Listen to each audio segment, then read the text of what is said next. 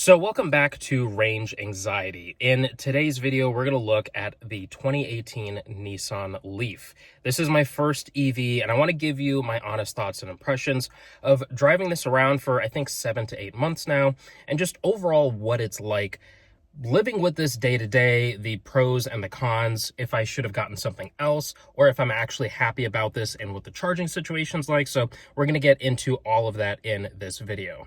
So I'm shooting this as more of like a vlog style, very off the cuff, just to give you, again, my honest thoughts and impressions overall of what this is like. I have turned off the car itself, so there's no AC running. I wanted to do that so that the audio was nice and crisp and clear for you guys, but I'm going to be getting pretty hot pretty soon, so I'm going to try to keep this short. And I am already getting pretty sweaty, but let's just jump into what it's like owning this. So this is a 2018 Nissan Leaf that I bought about 8 months ago or so, and I bought it at about 78,000 miles, I think, and right now I am just kind of hovering around 83,000 miles, and overall it's been a great EV. Now, it is an interesting vehicle. There's a lot of things to learn about it, a lot of really good things to enjoy about it, but there are some cons that I want to get into. So just starting with what I really like. So this is a very comfortable car to drive. Honestly, it handles very well. The steering is very light, which is something that I personally prefer, and it feels very tight. It feels like a very, overall well-manufactured vehicle. It doesn't feel like it's, having these weird rattles or build quality issues that you would see on, some other vehicles and things like that. And so it feels like a relatively solid vehicle, which I really appreciate, especially, something that is a small EV like this. They really could have, cheapened out on all the materials. And this isn't to say that this is a premium feeling vehicle. I mean, I am surrounded by hard plastic all around me, and just overall, it's not like a very wow interior. It's just sort of, what you would expect from a, small Nissan vehicle, but just with an EV powertrain. And so because of that, it's not really unique in that aspect, but they were able to save on the costs of the manufacturing using materials and different switch gears that they've already had in other vehicles. And so because of that, they were able to focus more on the powertrain to make sure that it is not only efficient, but reliable. And I want to get into the reliability aspect of it, which is the battery. So one of the biggest issues that people, whenever you hear electric cars, people that are not very familiar with electric cars, one of the first things they'll ask is, how is the battery? Or, they'll just immediately assume that the battery has degraded a lot and you're not going to get the range that you were able to get before. And what I will say is I am sure that this probably has had some degradation. I mean, this is a, 7-year-old vehicle at this point. And yeah, it's getting pretty hot in here. So again, I'm going to try to keep this short. But with that, when I charge this to 100%, and I'll touch on the 100% charging in a little bit here, but when I charge this to 100%, I'm still getting about 145 to 150 miles of estimated range, which is the same exact figure that this car boasted as new. Now, again, there probably is some degradation. I'm not super in the weeds of having a device hooked up to tell me the exact, energy capacity of every cell in the battery and stuff like that. That's just not something that I've done, something that I'm honestly interested in, to be honest. But I can say, again, charging at 100%, the guessometer that is in the car is estimating about that 145 to 150 miles per hour. Now, one of the things that I think helps this is I don't think that this has been fast charged very often. Personally, myself, I don't fast charge very often.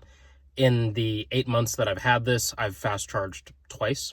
Actually 3 times. And they've been very short sessions, maybe 20 to 30%, sessions, things like that. So, man, it is really hot in here.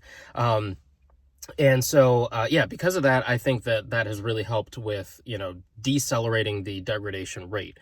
And my charging situation at home is level 1 charging.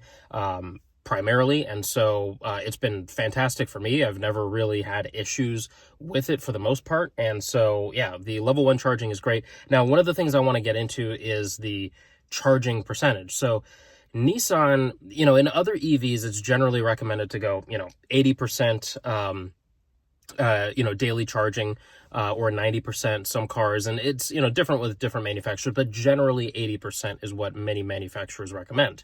Nissan does not have a recommended charging rate, or limit for the Leaf, at least this current generation. And so what's interesting about that is they don't post a recommended charging rate. They just have you just charge to whatever.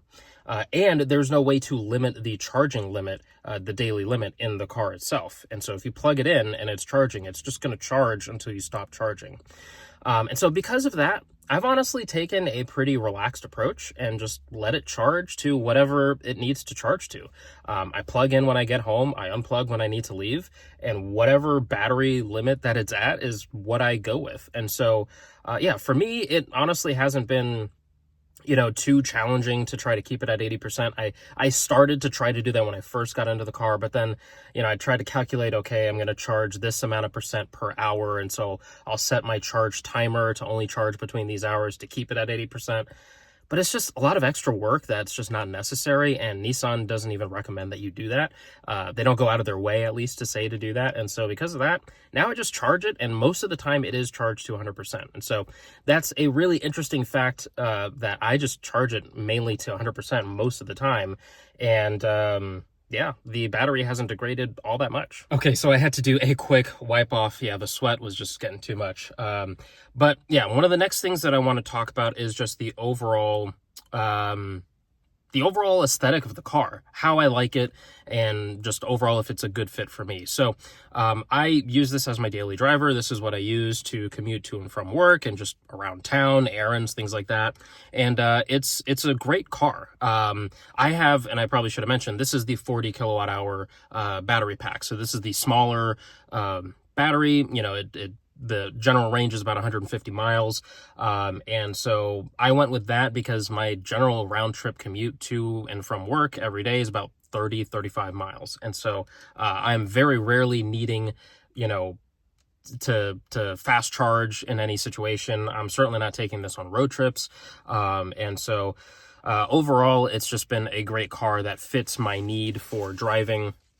And yeah, it hasn't let me down in that aspect of it. It's very comfortable on the road. I will say that it is louder than I would like it to be, and I think that it is because the tires were recently replaced, and I think that the tires aren't an EV specific tire. So there's a lot of road noise that gets picked up from the tires, and road noise isn't an especially exclusive thing to this vehicle. I mean, generally EVs pick up more road noise because you don't have a giant engine in the front to drown out the road noise.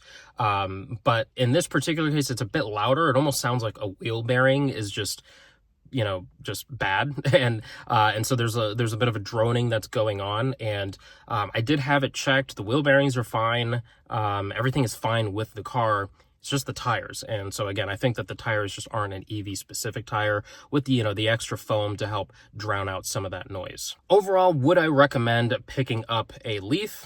I would. If your commute is short, if you're not doing road trips, or if you just keep your general driving to less than about 100 miles a day, I would recommend picking up the second generation Leaf, especially the SV trim. The SV trim gives you, the nice wheels, gives you, some chrome around the car, and, some extra niceties, Apple CarPlay and the radio, things like that. And so I do recommend at least getting the SV trim. That's certainly, been a trim that I like versus just the base model.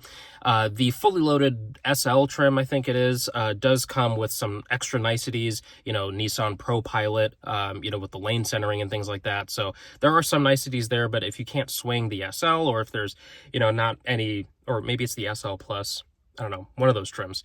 Nissan's naming structure is a little bit interesting.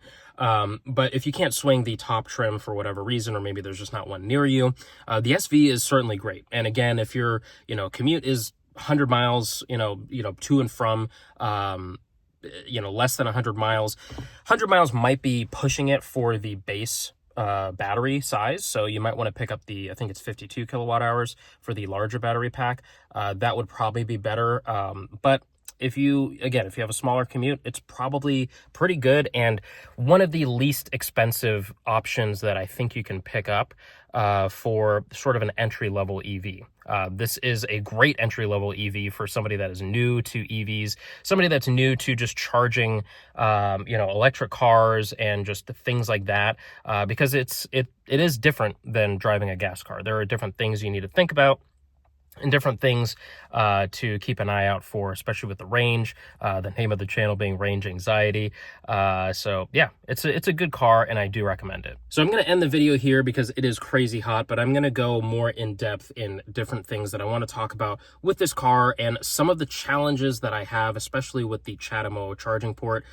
So we'll talk about that in some more videos, but I really appreciate you watching, and if you want to stay plugged into my overall journey with this Nissan Leaf, please make sure you subscribe and drop a comment down below and let me know what you think about the Leaf. If you are a Leaf owner, what your experience has been, I would love to have a conversation with you down below.